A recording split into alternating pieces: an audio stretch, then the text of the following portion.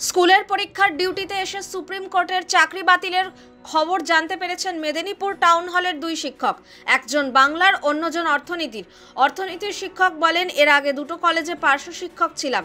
বাড়িতে স্ত্রী, মেয়ে, বাবা, মা রয়েছে। এবার কি করব, কোথায় যাব? দক্ষিণ দিনাজপুর জেলা প্রশাসন সূত্রে খবর, ওই জেলার অন্তত 500 জন শিক্ষকের চাকরি বাতিল হয়েছে সুপ্রিম কোর্টের রায়।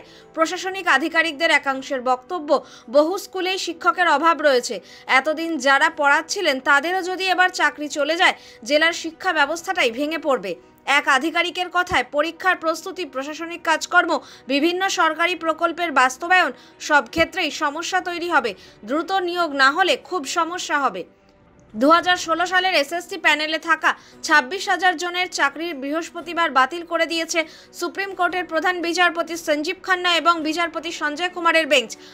ঘোষিত রায়ে বলা হয়েছে, যোগ্য অযোগ্য বাছাই করা সম্ভব হয়নি। 2016 সালের এসএসসি পেয়ে যারা চাকরি করছিলেন তারা নতুন নিয়োগ প্রক্রিয়ায় যোগ্যতা পরীক্ষার জন্য আবেদন করতে পারবেন বলেও জানিয়েছে শীর্ষ আদালত। নির্দেশ, 3 মাসের মধ্যে নতুন নিয়োগ প্রক্রিয়া শুরু করতে হবে।